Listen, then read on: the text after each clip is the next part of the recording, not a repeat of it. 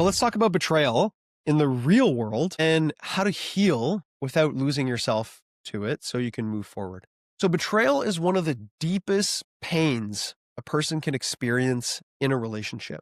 And I don't say that lightly. Betrayal doesn't only break trust, it breaks your sense of safety. It breaks your sense of reality. And sometimes it even breaks your sense of who you are as an individual. If you've been betrayed, I want to start with this. I honor the pain that you have lived through, or maybe are currently living through. You're not overreacting. You're not dramatic. You're not weak for feeling hurt. You've been through something real and incredibly hurtful, and I want to honor that. My name is Eric McDougall.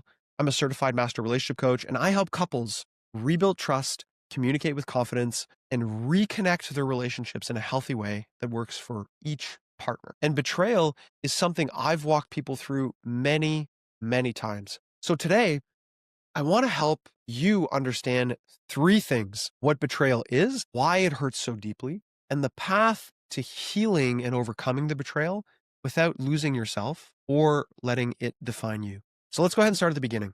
First, what betrayal actually is. So most people hear the word betrayal and immediately think of infidelity or cheating.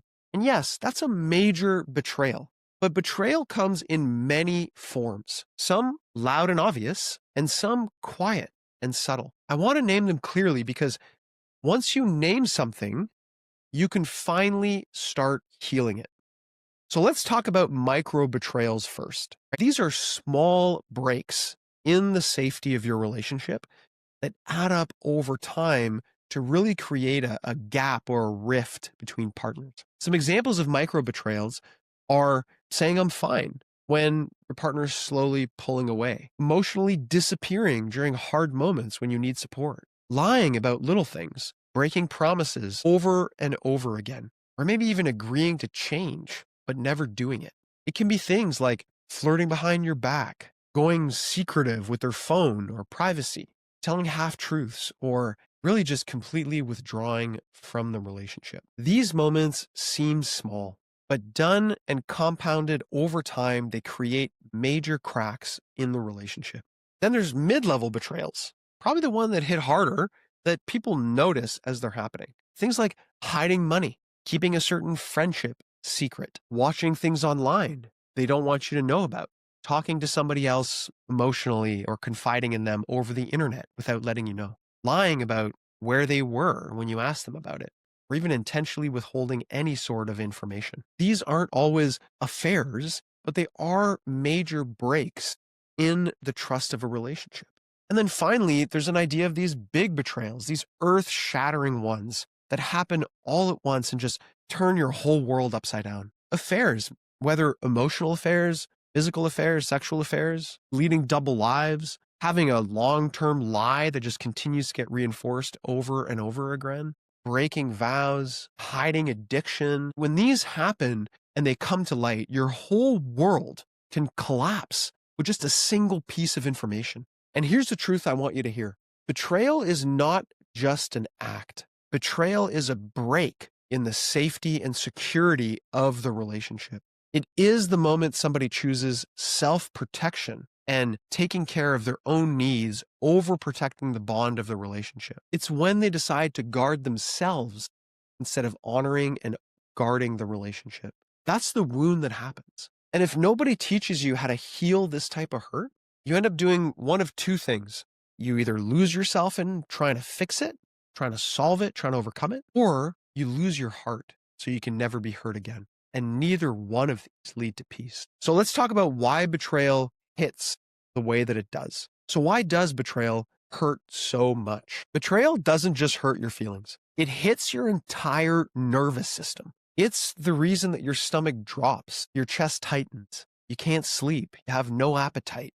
Your mind is just spinning in circles. You get into these depressive states. Your brain reacts to betrayal the same way it reacts to physical pain.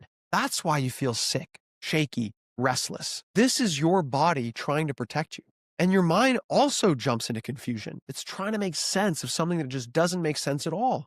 It's asking, was this real? What else am I missing? Why didn't I see this coming? Is this my fault? You fall into this loop, replaying everything, searching for logic, looking for clues that you could have found this out before it happened. That loop is your system begging for closure that you can't find. And here's the truth. You cannot think your way out of a betrayal. You have to feel your way through it. And to do that, you need to know the traps that are keeping most people stuck in these cycles of endless experiencing the betrayal over and over again. So these are the 4 most common traps people tend to fall into after betrayal. These are normal. These are human, but they do keep you stuck. So I'm going to walk you through each one at a time. So the first is trap 1, blaming yourself. This is the most common trap. You start thinking, I should have just seen it. I wasn't enough. I pushed them away. I was better. They wouldn't have done this. Self-blame typically shows up as replaying every detail of the relationship, apologizing for things you didn't even do, shrinking your own needs, maybe even your own integrity, questioning your worth, feeling ashamed for trusting them. Why does this happen?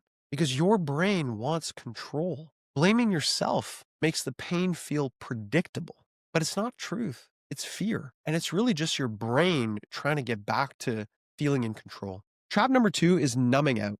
This is the I'm fine trapped.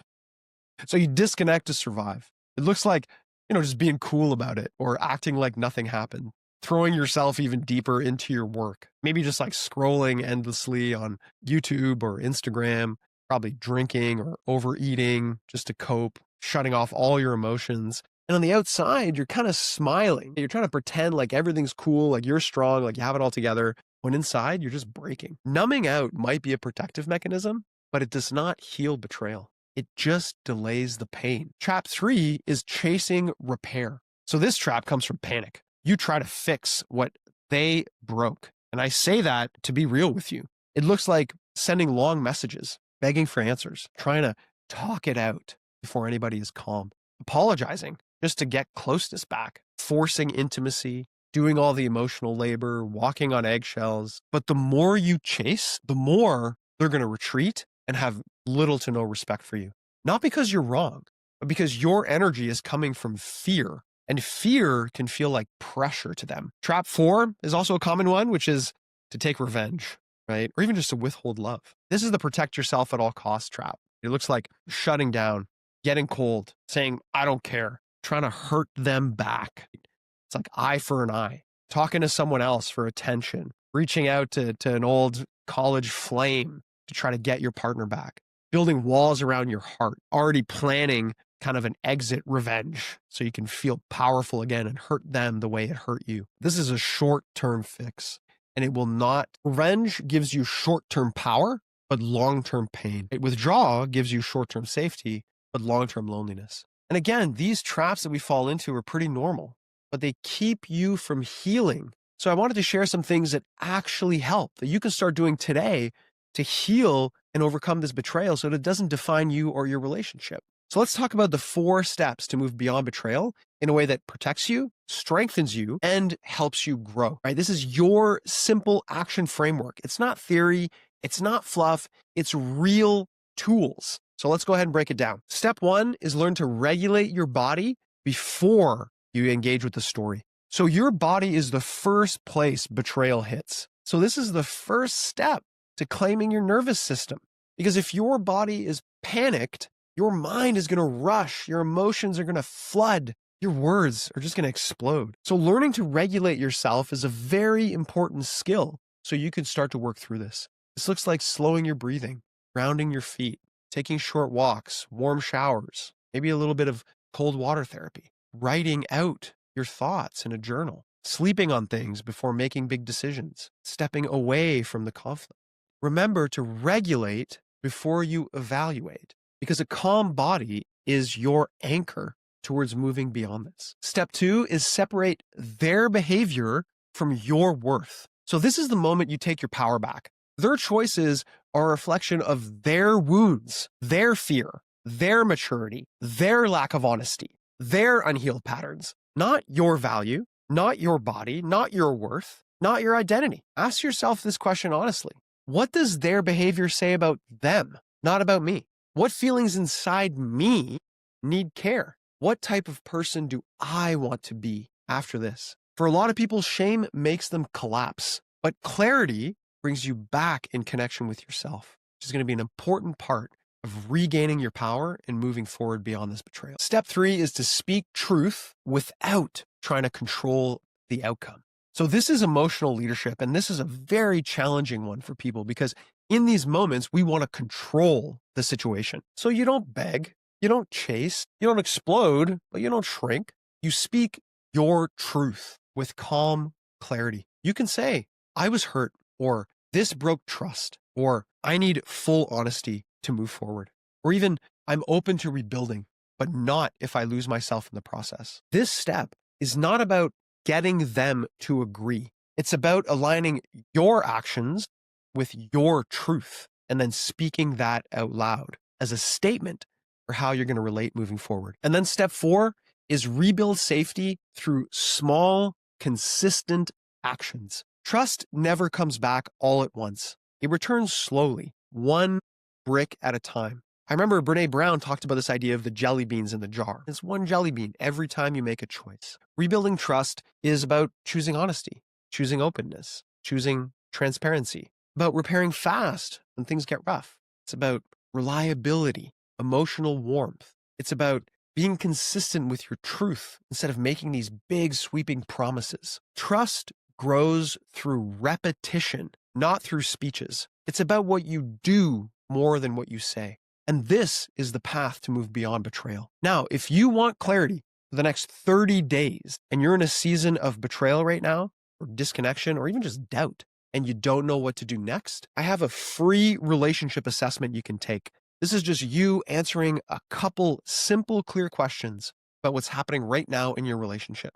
It's something you can do with your partner or even just on your own. You're going to be able to explain the patterns, the pain points, the communication gaps, the emotional habits. After that, I take all that information, I go through all your answers, and I create a simple action plan for you and your partner to work on so you can actually create transformation over the next 30 days. I will send that to you personally over email. This is not automated. I get all the answers, I look through them, and I send it right back to you.